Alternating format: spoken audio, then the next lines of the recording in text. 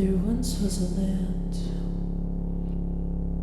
where men were always right. They knew it and they were proud of it. It was a land where a man was proud to say, I am right and you were wrong. For those were words of conviction, of strength, and of courage. No one was ever heard to say, I may be right, or you may be wrong. But these were words of weakness, uncertainty, and cowardice. When differences arose between the people of this land, they looked not for truth, but for confirmation of what they already believed.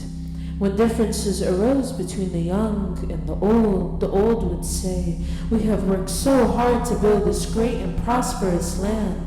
We have built marvelous machines that take us wherever we want to go, that do the work for us, that even think. We have gone farther, faster, deeper, and higher than anyone in history. We live better than anyone in the world. We expect those who inherit good land to build on the heritage we have given them. These older people were right, of course, and they knew it, and were proud of it. But the younger people of that land would respond that we have seen around us a land that has been exploited. People starve where food is plentiful. Laws and practices prevent us from having an equal chance to develop and influence. Noble immoral words are matched by selfish and sordid deeds. Leaders urge us to fight wars to preserve peace, and the fighting does not end. The whole scene is phony and polluted and inhumane and out of control. We want no part of this money-mad establishment. These younger people were right, of course, and they knew it and were proud of it. And the gap appeared between the generations when differences arose between men of different colors. Those of one color would say that we're working steadily to build a land of justice and equality for all of our citizens. We have made considerable progress, but social progress does not come swiftly. Those whom we seek to help lift can only hurt their own, because when they push and intrude and pressure us, let them show patience and let them use more fully the opportunities we have already provided.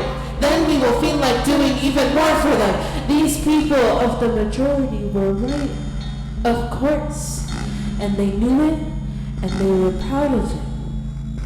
And those of another color would reply that we've been pushed around for too long and we are angry and we have been confined to a ghetto.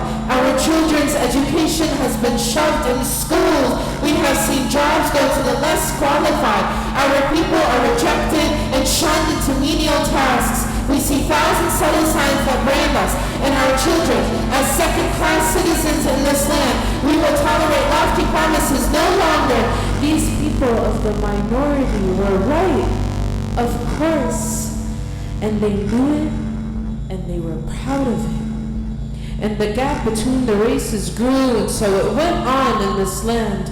Group after group defined the right and took their stand and upheld their position against those who opposed them. It happened between those who taught in the schools and those who provided the funds. It happened between those who gave priority to a strong defense and those who gave priority to better cities. It happened between those who pleaded for peace at any price and those who argued for national honor at any cost. Everyone was right, of course, and they knew it and were proud of it. And the gap grew wider until the day came when all activity stopped. Each group in its solidarity, rightness glaring with proud eyes at those too blind to see the truth, determined to maintain their position at all costs. For this is the responsibility of being right. No one traveled across the giant gap. No one talked to those on the other side. No one listened. The quality of life declined and became grim.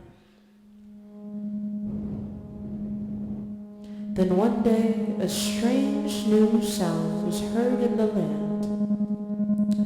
Someone said, "I may be wrong." At first the people were shocked that anyone could be so weak and so confused. Then another voice said, "You may be right." The people burst into laughter to hear anyone so indecisive and soft, but the voice persisted and some began to listen. They began to listen to opposing and even wrong views. As they listened, they discovered common beliefs they had not known before.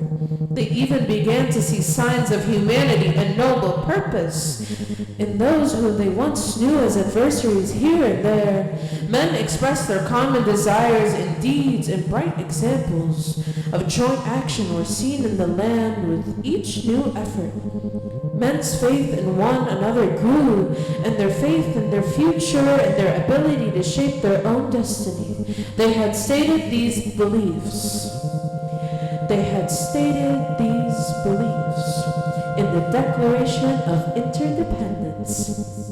All men are created equal, but each develop in a unique way.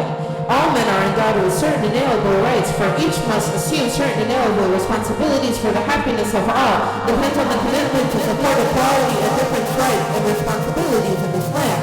Men have learned that the search of truth is never over. The search for truth is never over. But the challenge is always the same: to stop fighting long enough to listen, to learn to try to seek approaches, to seek and test new relationships, and to keep at a task that never ends. Keep at a task that never ends.